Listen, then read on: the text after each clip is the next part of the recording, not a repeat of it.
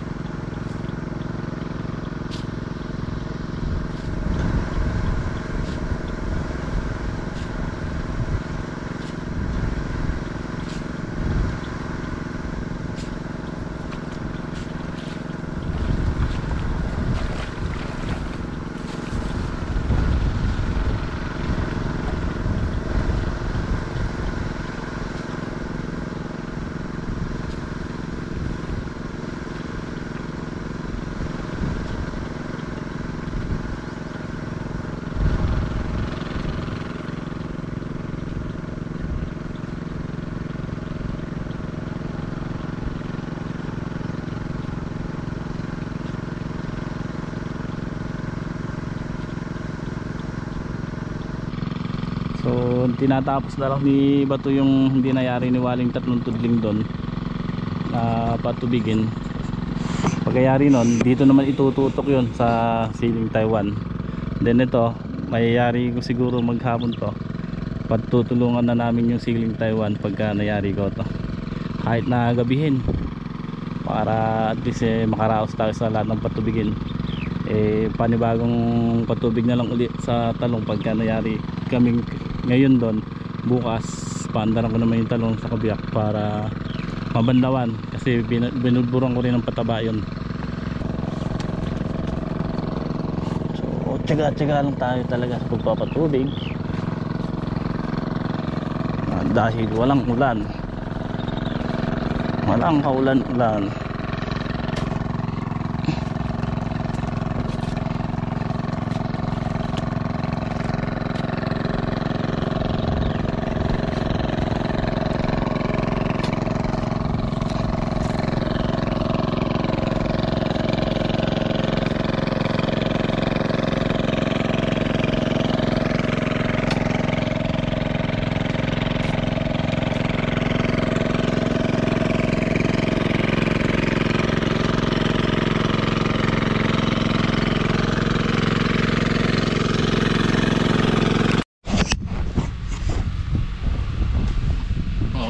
katongs, kain po tayo, tanghali na. So anong oras na ba? 1:20 na nga po pala. At ayan,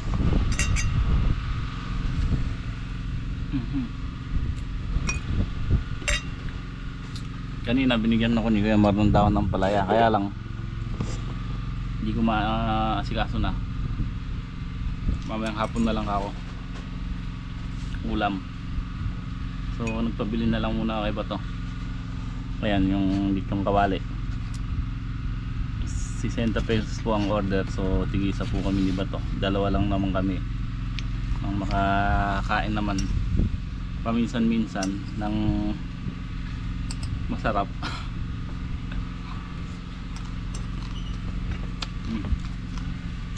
Kain po tayo.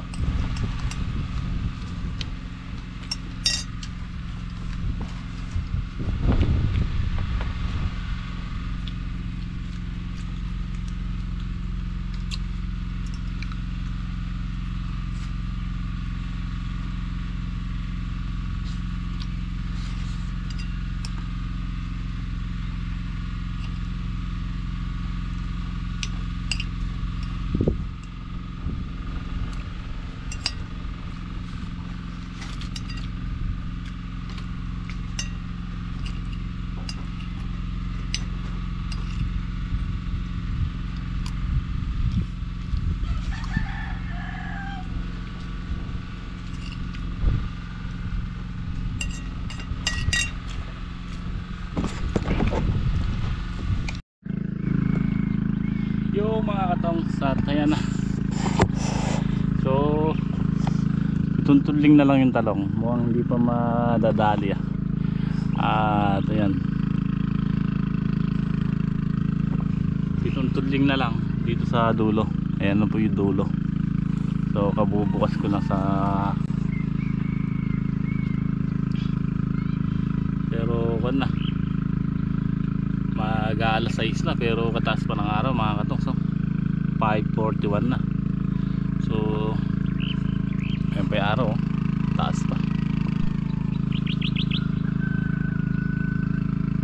Kasi pinahinga ko kanina, napaka-init, grabe init kanina. So alam nyo, init na sa taas, tapos yung singaw pa ng lupa, kaya pinahinga ko muna kanina. Then under uli ako ng alas 3. So ayan, at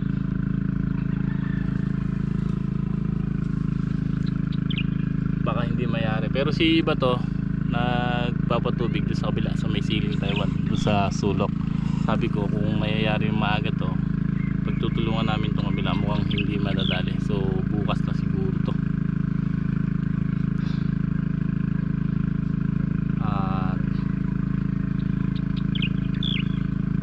Bukas then kung naman kami mag-i-spray.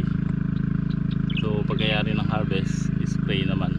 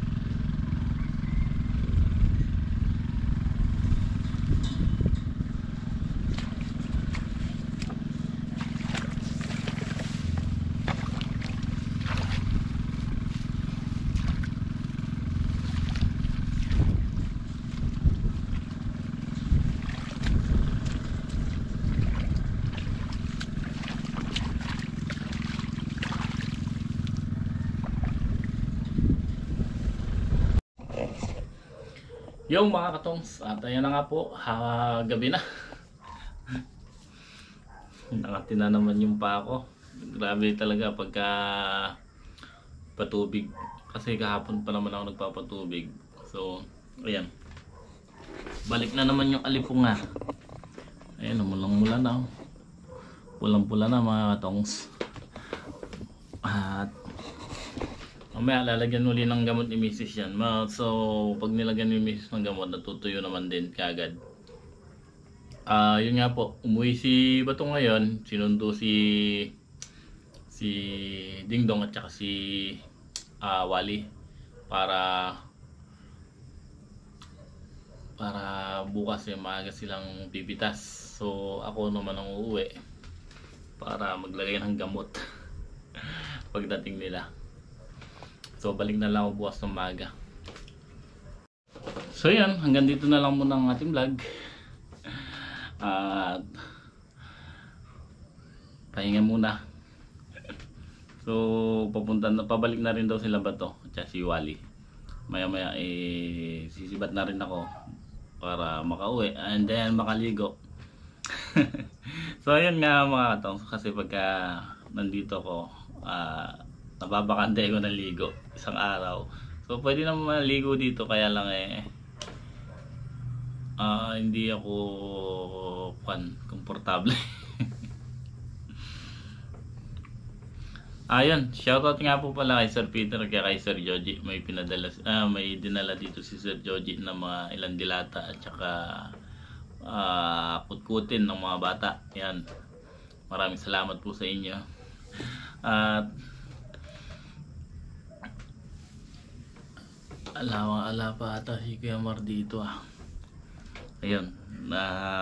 Thank you din kay Kuya Mar. So napakalaking tulong ng pinapagamit niya yung electric motor niya ay yung patubig niya sa akin, kasi kung ito lang talaga isaasahan natin yung Robin sa gitna hindi kakayanin. So yun, kaya nga naghabol lang ako kahapon dito sa sili at sa talong. So okay naman, at bukas yung Robin na lang aandar at kaya naman ng kwanda lang, yung kabiyak na lang ng siling Taiwan tsaka 8 tudling sa talong. So after nun, balik naman uli dito sa talong para at least hindi ko na ganun patutuyuin yung lupa. So pagka kinakapos uli, yun, kaya natin extrahin yung water pump nila. So ganun na lang po mangyayari. Kaya pero kung naman nagbibigay naman din kami ng siyempre pandagdag sa bayad ng kuryente. Ayan. So malaking bagay naman kasi talaga na extra natin yon. So salamat din kay Ede sa kanyang bayaw yan, hanggang dito na lang muna ang ating vlog. Isang maghapon na lumipas dito sa Tumana. At maraming salamat po sa inyo sa walang sawang yung suporta. Hanggang sa muli. God bless po sa inyo.